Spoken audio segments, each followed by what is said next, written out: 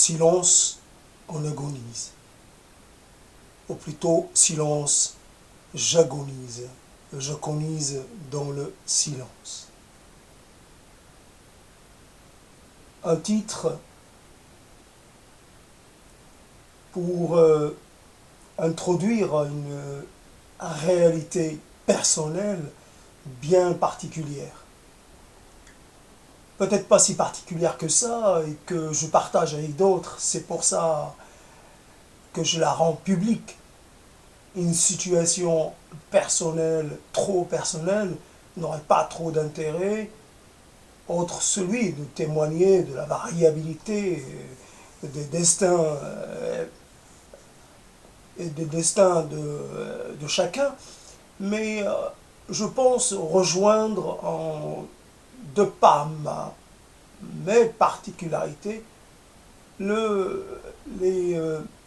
universaux de toute l'humanité. Fondamentalement, on se retrouve tous à un moment ou à un autre face à soi-même, et cela peut prendre plusieurs comment dire, manifestations. On peut très bien se retrouver une sorte de déshérence sentimentalo, affectivo, intellectualo, je ne sais pas quoi d'autre, et ce sentiment de réalité pauvre, de réalité amoindrie, de réalité incapacitante, ce sentiment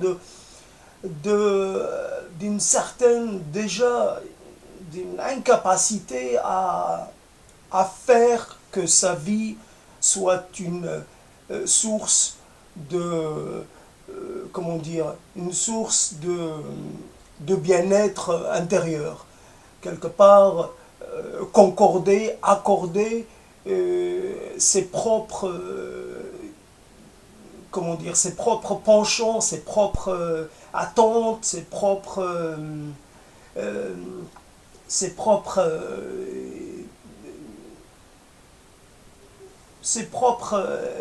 perceptions avec la réalité qui est autour de soi.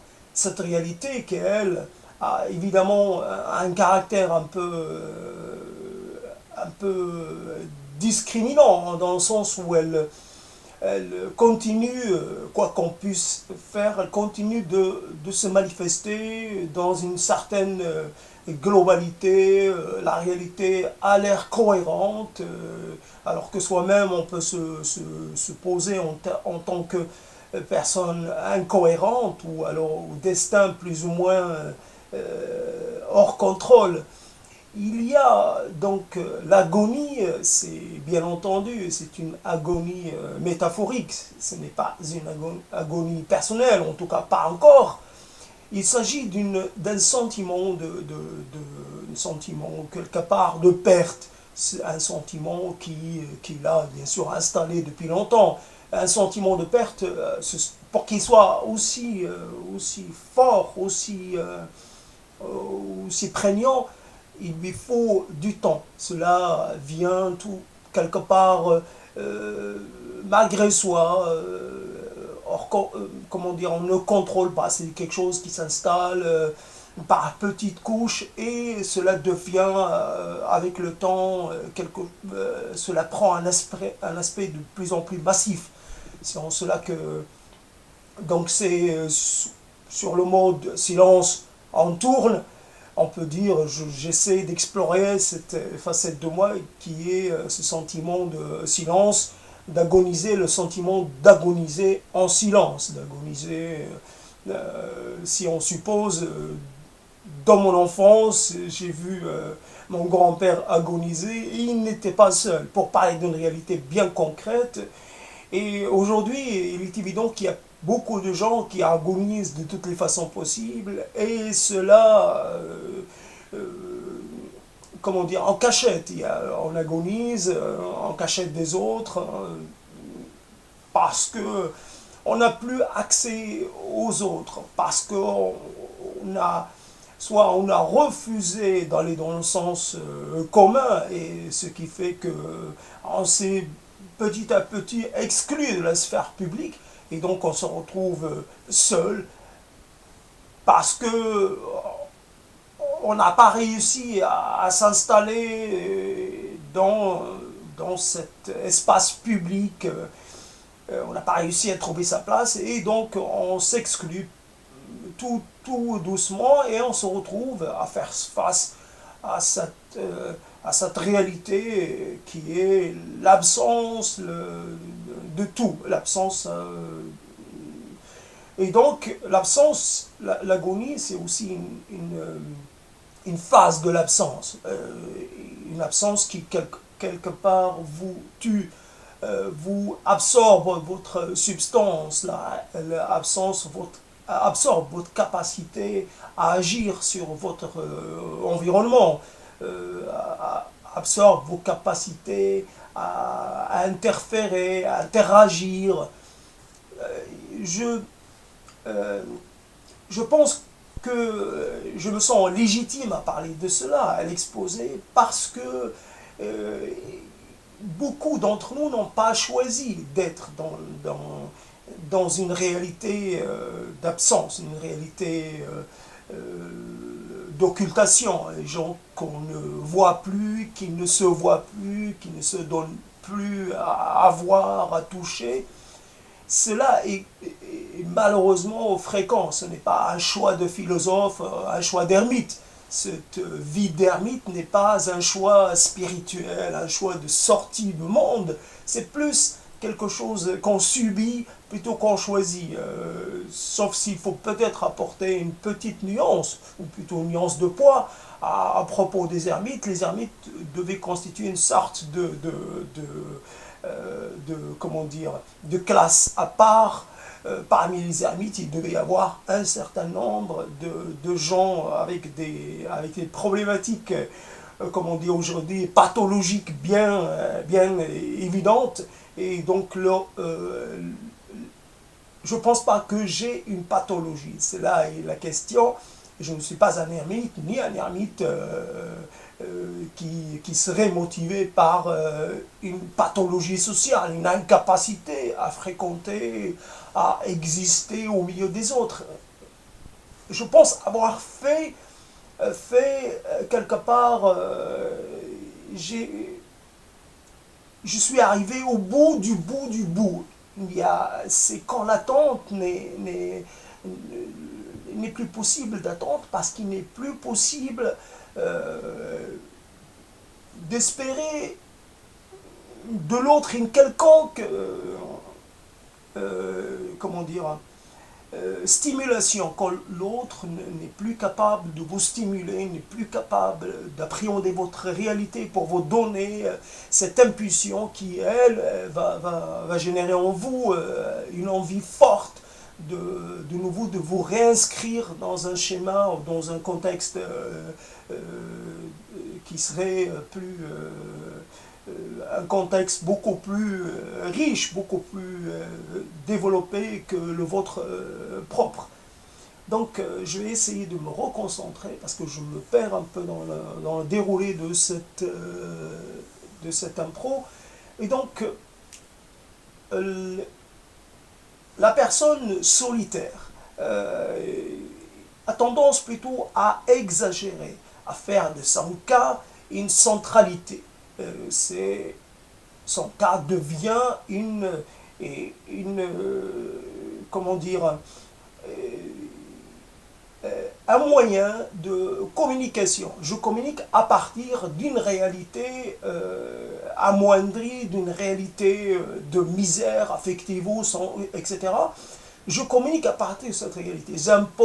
J'essaie d'imposer cela aux autres. Sur la base de cette réalité, il faut que vous admettiez que je suis dans une situation défavorisée et pour qu'on puisse communiquer. Cela, quelque part, peut prendre l'aspect d'un chantage, où vous demandez à votre entourage, aux gens qui essaient de communiquer avec vous, qu'ils vous acceptent dans la perception que vous avez de votre réalité. Une perception obligatoirement surdimensionnée. Vous avez une tendance à surpercevoir. Et cette surperception est évidemment source de décalage. votre réalité et devient difficile à appréhender, à approcher par les autres. Donc vous pouvez vous situer un certain stade et vous situez tellement à part que cela exclut toute possibilité. Donc si vous avez un discours sur, quelque part, un discours plus ou moins de reproche, parce que souvent les mots forts, les expressions fortes comme l'agonie peuvent être un moyen d'adresser un reproche, une sorte d'admonestation à autrui. Quelque part, il y a un problème parce que souvent de soi, on a une perception qui est particulière à soi-même. Et cette perception, vous pouvez très bien vous imaginer comme quelqu'un de particulier, d'important, quelqu'un qui a des choses à dire. Et c'est parce que on ne fait pas attention à cet aspect de votre personne que vous avez cette tendance au reproche, cette tendance. C'est peut-être se demander comment en fait on arrive à s'exclure, à se retrouver dans une situation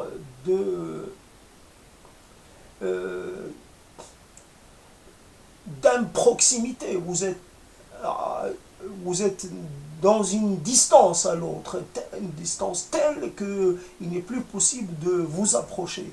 Vous perdez les moyens de créer de la proximité, vous perdez les moyens de vous faire accepter dans évidemment de toute la complexité, dans tout le foisonnement de votre réalité propre.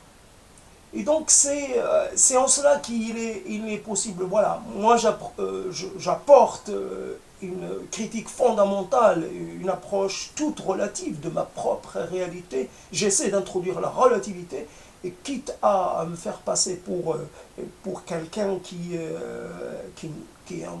vit un certain déséquilibre, parce que en même temps je parle d'une réalité, en même temps j'essaie de lui être extérieur en ayant un discours intellectuel d'analyse, en disant que c'est moi le fautif parce que je me suis mis dans cette situation moi-même. C'est évident. Il y a toute cette tension, cette histoire de trouver un équilibre entre le soi et les autres. Il y a cette envie quelque part, ce désir d'autonomie, ce désir d'émancipation. Je veux m'émanciper de toi dans le sens où je ne dépendrai plus de toi ni affectivement, ni de façon d'aucune sorte. En fait, sortir de ce qu'on peut, ou ce que j'ai tendance à catégoriser comme de la dépendance. Et donc, plus on va dans le sens de la solitude, plus on se dit, ou je me suis dit, je me suis autonomisé. Donc, en même temps, l'individu peut se retrouver quelque part libéré de tout devoir social, parce que là, il s'agit aussi d'un devoir. Ce n'est pas... c'est un échange. Dans l'échange, il faut aussi apporter sa part. Dans l'échange, il faut donner. Donc, et alors, à un moment donné, on se dit, je ne suis plus dans l'obligation de donner, je sors même du système de l'échange, je ne donne ni ne reçois. Et il y a cette partie de la chose. Après, il y a l'autre partie qui est, donc par rapport à... en même temps, il reste le fait qu'on est un être social, un être qui a besoin comment dire, qui a besoin de créer un récit, mais qui soit en même temps un récit dans lequel participe, la création de son récit personnel, il a besoin de la participation des autres. Quand vous créez, quand vous êtes seul, votre récit devient presque inexistant. Un récit tellement pauvre, il devient pauvre. C'est cela. Donc, quelque part, une certaine indépendance affective dans une situation d'appauvrissement manifeste, un appauvrissement incontestable. Et comment faire entre la propension, la tendance à l'indépendialisation et la tendance à garder le lien, à créer du lien, de l'attachement. Le silence bien sûr, il y a plusieurs formes de silence. Il y a du silence très bruyant, des fois on a des réactions, on a des comportements qui manifestent un certain malaise. Cela se voit, cela s'entend, mais il y a des silences qui sont tout à fait à l'intérieur de soi. Ce silence qui est la chose qui pose problème à partir du moment où on est dans une phase de silence, soit que le silence nous est imposé, que le silence devient quelque part notre réalité, notre identité. On est un être silencieux. Et que vous soyez obligé, comme ce que je fais actuellement, de vous adresser aux gens à travers cette technologie, à travers ce média-là, cela aussi est un symptôme de cette réalité-là. Mais on ne peut plus faire autrement. La réalité qui est l'actuelle est devenue tellement... comment dire, donc le silence, quand vous ne parlez plus, vous n'entendez même plus l'écho de votre voix. Et à un moment donné, votre réalité psychique profonde devient une réalité mutique. C'est un mutisme à plusieurs étages, à plusieurs composantes ou à plusieurs phases. C'est un mutisme sur plusieurs plans. Vous devenez un muet, un mutique absolu. Donc, et à partir du moment où, j'ai parlé du silence, mais à partir du moment où aussi, pourquoi le titre Silence en agonise, c'est aussi comment dire, déjà à la base, il y a une envie de détourner, donc il y a détournement, donc il y a une sorte de deuxième degré, c'est détourner ce sorte de slogan quelque part, ce qui est en fait la marque fabrique du cinéma. Le détourner, c'est là où normalement on a besoin du silence pour permettre à l'action de se dérouler, pour créer l'illusion. Là, l'agonie, on n'a pas besoin d'agoniser en silence. C'est-à-dire que c'est l'introduction d'un certain paradoxe. L'agonie est silencieuse et quelque chose qui... Dans l'effritement, dans l'émiettement, dans la disparition de sa substance, il y a un désir, malgré tout, un désir de faire parvenir peut-être le dernier cri qu'on pousserait de toute sa vie. Donc il y a tout un tas de paradoxes auxquels il faudrait peut-être trouver une issue.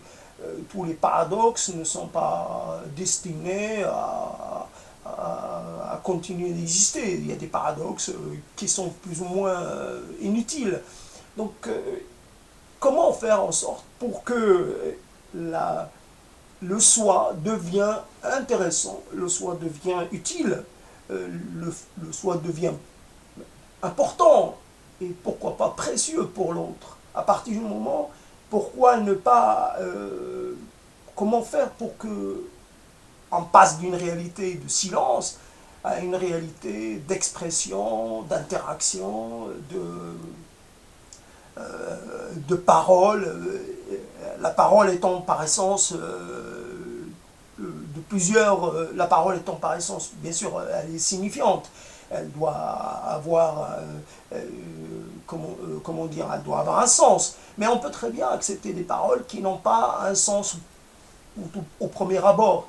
La parole pour la parole pour mettre en échec le silence, ce type de silence qui est en fait comme une, comme on dit, une chape de plomb, quelque part, le silence dans un espace, comme si on vous a confiné dans un espace et que plus rien de vous ne s'échappe de cet espace. C'est pour briser pour briser cette configuration-là, cette histoire-là. Je ne pense pas avoir trop réussi, parce que je me suis un peu perdu dans l'approche de cet intitulé.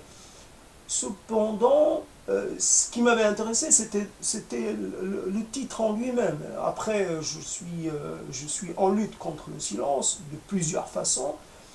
Je suis en lutte contre le sentiment de dévalorisation, le sentiment d'inutilité. En créant ces chroniques-là participent d'un dernier sursaut, d'un dernier effort pour exister dans la réalité, dans une réalité extérieure, ne plus exister dans ma propre réalité psychique, mais d'aller au-delà et quelque part ce sont obligatoirement des bouteilles là, jetées à la mer numérique. Il est évident que cela, c'est une autre forme de bouteille, donc à celui qui la trouvera ou à celle qui la recueillera. Donc, c'est parler tout en sachant qu'il n'y a aucune promesse de retour, il n'y a pas d'attente réelle à avoir, il y a juste à dire qu'à un moment donné, j'ai brisé le silence qui m'environne. Je me suis, évidemment, le problème c'est que je me suis parlé à moi-même, il y a ce monologue qui est quand même assez, alors là je peux le dire, de l'ordre du pathos un peu, se parler à soi-même de façon, faire en sorte de produire des sons. Voilà, on produit des sons dans un espace qui autrement serait resté un espace quelque part inhabité.